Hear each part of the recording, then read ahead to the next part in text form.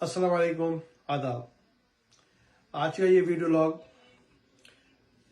पाकिस्तान के consul general of Houston Texas जनाब मोहम्मद आफ्ताब चौधरी के उस प्रेस कॉन्फ्रेंस और उस इल्जाम के रद्द-ए-अमल के तौर पर रिकॉर्ड करा रहा हूं जिसमें उस शख्स ने अल्ताफ हुसैन भाई के ऊपर इल्जाम लगाया, बेबुनियाद इल्जाम लगाया, बेहुदा इल्जाम लगाया और उसने वो इल्जाम लगाकर अपनी असलियत बता दी।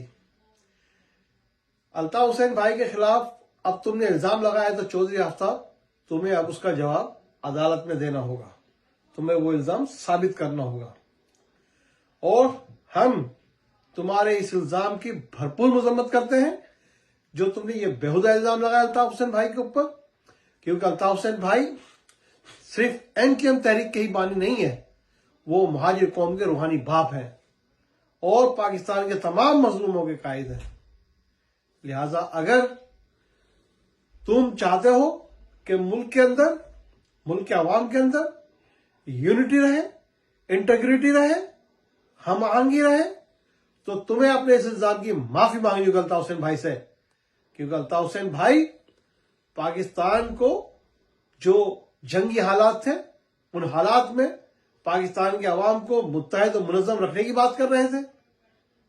पाकिस्तान की फौज का हौसला बढ़ाया अल्ताफ हुसैन भाई ने और ऐसे मशवरे दिए कि जिससे मुल्की और मुल्क की सरहदों को अगर उन पर अमल किया जाता उसको मजीद फायदा होता।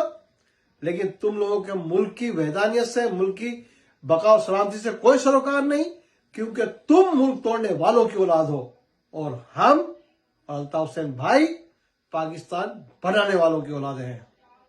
लिहाजा तुम्हें अपने इस बयान की माफी मांगनी होगी और हम इसके खिलाफ भरपूर मुहिम चलाएंगे।